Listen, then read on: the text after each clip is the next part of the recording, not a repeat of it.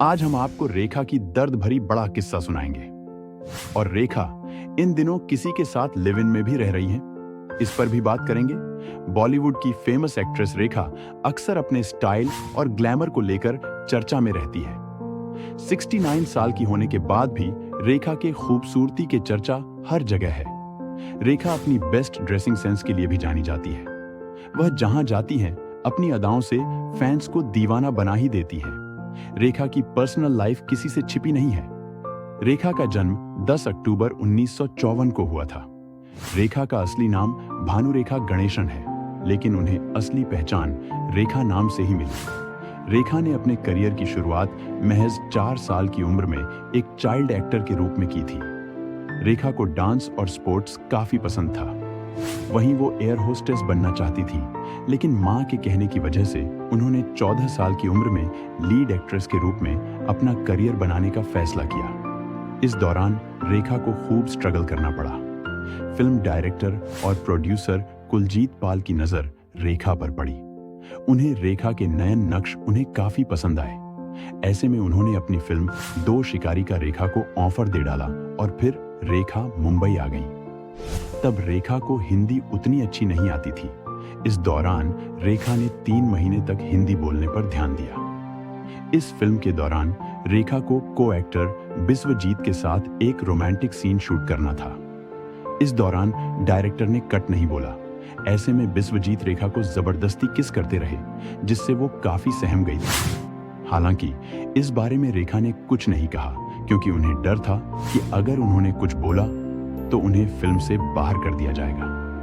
वहीं इस kissing scene की वजह से फिल्म पर सेंसर लग गया था और फिर यह फिल्म 10 साल बाद रिलीज हुई। इस फिल्म की वजह से रेखा सुर्खियों में आ गई थी और फिर उन्हें खूब फिल्में ऑफर होने लगी थी। इस दौरान रेखा का नाम किरण कुमार और विनोद मेहरा के साथ जुड़ा, लेकिन सबसे सुर्खियों में उनका और अमिताभ बच्चन का अफेयर रहा। फिल्म दो अनजाने के सेट पर दोनों की मुलाकात हुई और फिर उन्हें प्यार हो गया। हालांकि इस दौरान अमिताभ शादीशुदा थे। रेखा ने अमिताभ से सारे रिश्ते खत्म कर दिल्ली के बिजनेसमैन मुकेश अग्रवाल से साथ शादी कर ली थी। मगर रेखा के पति ने शादी के 6 महीने बाद ही सुसाइड कर लिया। फिर भी किसी को कभी समझ नहीं आया कि इतने साल बाद भी रेखा आज तक अपनी मांग में सिंदूर भरती क्यों है।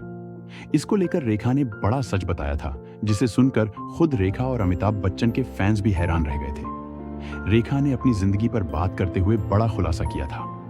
रेखा ने एक इंटरव्यू में उनकी मांग में सिंदूर भरने के पीछे की कहानी पूछी गई थी। ऐसे में रेखा ने किसी से कुछ छुपाया नहीं और खुलकर बात की। रेखा ने बताया था कि वह किसी शख्स के नाम का सिंदूर अपनी मांग में नहीं भरती है, बल्कि फैशन के तौर पर उसे लगाती है। रेखा ने कहा था कि उन पर सिंदूर बहुत अच्छा लगता है, उनके मेकअप के साथ सूट करता है, इसलिए वो इसे लगाना पसंद करती हैं। लेकिन बातें फिर भी कम नहीं हुई। वहीं रेखा की biography Rekha the untold story, जो यासिर उस्मान ने लिखी है, उसमें दावा किया गया है कि मुकेश की मौत के बाद रेखा अपनी सेक्रेटरी फरजाना के साथ लिव इन रिलेशनशिप में है। यासिर ने किताब के जरिए बताया है कि फरजाना ही एक ऐसी शख्स हैं जिन्हें रेखा के बेडरूम तक जाने की इजाजत है। यहां तक कि रेखा की हाउस हेल्प को भी उनके बेडरूम में जाने की इजाजत नहीं है। फरजाना ही रेखा की सारी चीजों का ध्यान रखती है और उनके साथ साए की तरह रहती है। हालांकि इन खबरों पर रेखा ने चुप्पी नहीं तोड़ी।